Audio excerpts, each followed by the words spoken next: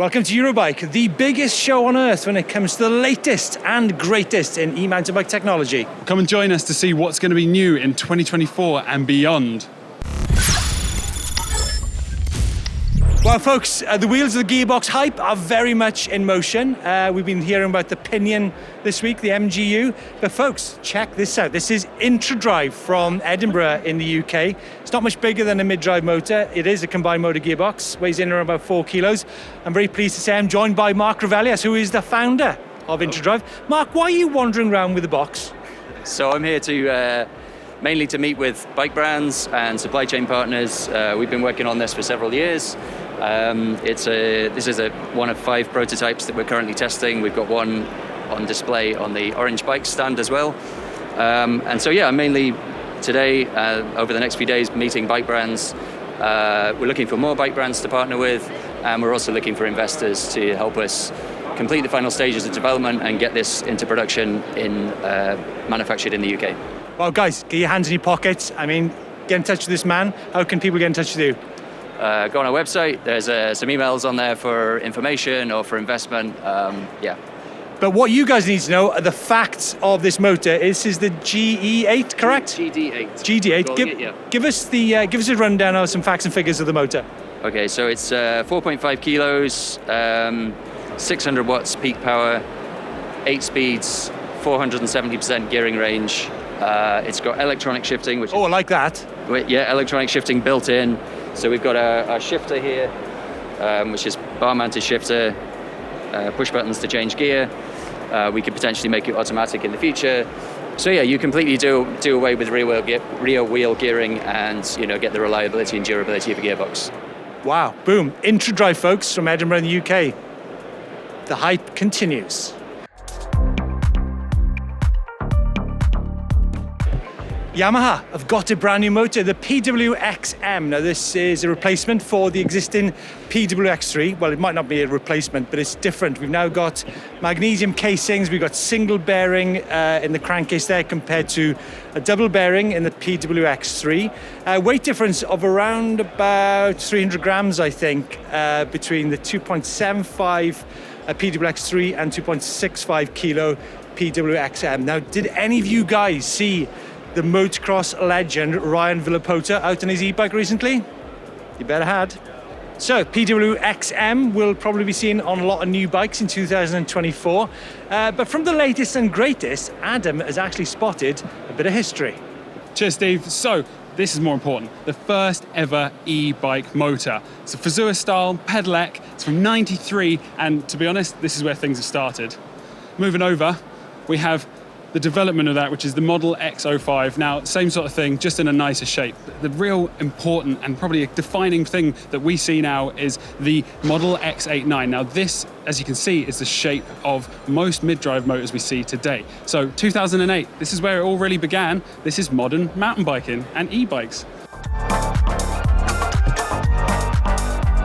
So we're here at Okawa stand, and hey, Gearbox hype is real. We've got another Gearbox motor. Now, this one is an 8-speed motor which has up to 200 newton meters of torque at its top. But probably the more interesting one here is the AP70. Now, this is 120 newton meters of torque. It's a small package with so much to give, and it's only 2.9 kilos, which is pretty crazy, right? And if you look here at the A70, now this is a bigger motor, but lower torque. So in actual fact, it's heavier, so 3.6 kilos versus the smaller package here. Now, it's crazy to see that you can get so much in such a little mid-drive package. So we're seeing a lot of full-powered motors, and again, Star Union here have got the CM2505. Now, that's 120 newton meters. It's a big old motor, but 3.1 kilos is slightly on the heavy side. But the thing is with this one is it runs really nice and quiet, so it's lower than 55 decibels, which is, it's nice to see, right? Now, whilst Adam has been looking at the higher power motor, I think this is possibly one of the hottest pieces of motor tech we've seen so far at Eurobike 2023. 75 newton meters, 2.3 kilos, super quiet motor from Star Union. And I mean, look how neat that is. That's the kind of thing we expect to see from motors these days. So I also expect to see this motor on a lot more brands in the future. And PZ, who I met from Star Union, assures me that they've got plenty of more new tech in the pipeline.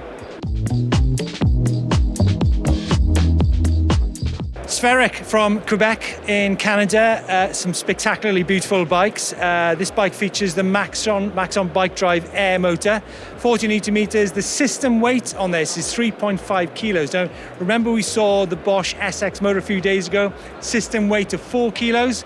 Now, this bike, I'm waiting for someone to walk before the camera. There you go, there's the first one, sir, first one. Congratulations, the prize over the side of the stage. Two bikes in the range. We've got the 140, 150, the ESMT, and also the Enduro version, which is the ESME, which comes in at 160, 170. Guys, weight of this bike, 16.7 kilos, making it possibly one of the lightest, lightweight, low-power bikes on the market. And I have to say, it is beautiful. Available January 2024. I am absolutely loving the integration of the cockpit of this bike. Now, Spherik do their own handlebar stem combination, but check this out. This is the controller, the remote of the motor, top tube integrated display there, on-off switch, all that stuff. And yeah, you've got the new SRAM brakes there. I mean, this is what we're looking for on a cockpit of an e-mountain bike. Price in euros, 7,750.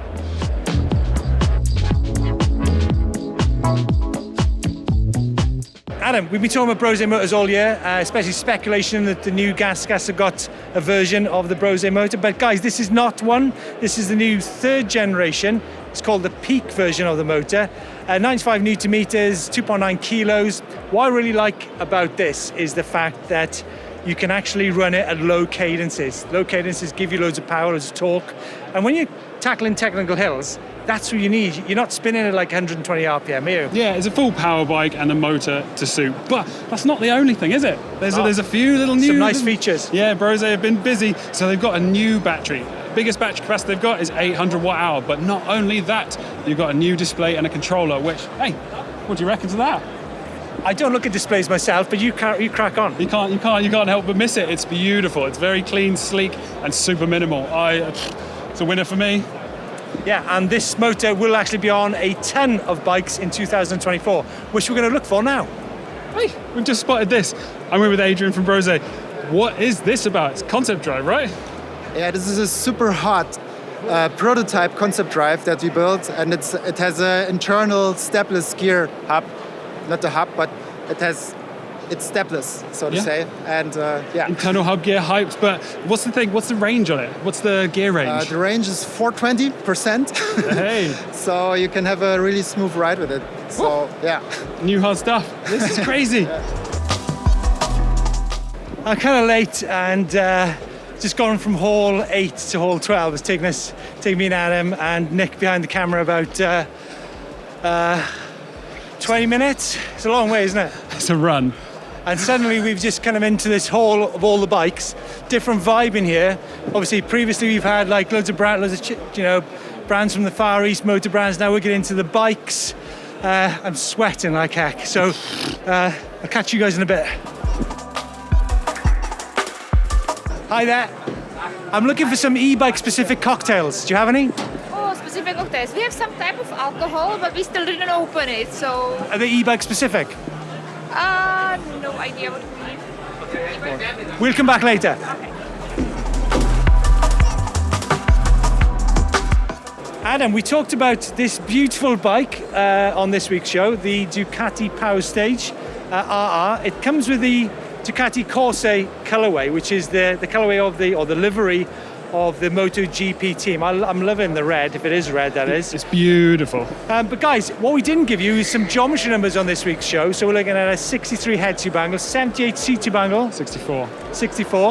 78 degrees seat tube angle, 450 mil chainstay, 361 mil bottom bracket, and a reach in size large of 475. Adam, it's a great bike. How much travel has it got? It's got 180, 170, so it's a big old bike, but there's some really cool little bits. So we got braking first, not something you'd see on a lot of mainstream bikes, so it's cool to see the Italian company getting out there. But Pirelli Scorpions, what great tyres, right? Yeah. Running EPA 01, 630 watt hour battery. I mean, EPA 01's your favourite, isn't it, Steve? It is a favourite, and of course, folks, it's got Olin suspension. What a beautiful bike. Woo! Woo!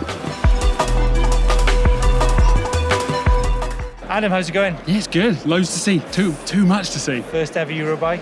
Woo! Woo! Yeah. I've got to be honest, I'm having a bit of a crisis. Crussis. Well, actually, I think you guys need to have a crisis because we have got a bike here which has got the Panasonic GX Ultimate motor in it. Adam, what do you reckon? 150mm travel, 29-inch wheels. But get this, €3,900. Price point, we love it. And it's a clean looking bike. It is. So the Panasonic GX Ultimate motor, 600 watts peak, 95 newton meters, making it one of the most powerful mid-drive motors on the market. But folks, we want to show you, or Adam wants to show you, the Kelly's Theos, which had the still has the EP801 motor, but now comes with the alloy frame and the Panasonic motor, right? Yeah, it's a bit of a change. But again, comes with that GX Ultimate motor system. So again, it's that beefy 95 newton meters of torque. But, design on this frame as well. It's got the asymmetric shock design. It's a beautiful piece of kit, right? I love a bit of asymmetry. Do you? I like symmetry, but maybe I'm a bit lopsided. Folks, we saw the Kelly's Theos with the steel carbon composite weave. I can't remember what it was. You can say that again, can't you? Anyhow, this is a full aluminium bike, and being an aluminium bike actually comes at a lower price point. What do you reckon, Adam? Nice looking bike, right? Beautiful. Love the asymmetry on the shock. So yeah, it's a winner in my books. There's a few lovely little touches on this bike. So loving the cable porting there. So it sort of follows that asymmetric shock design along with integrated mudguard over there. And hey, good fan of the chainstay protection there. So amazing job there, Kelly's.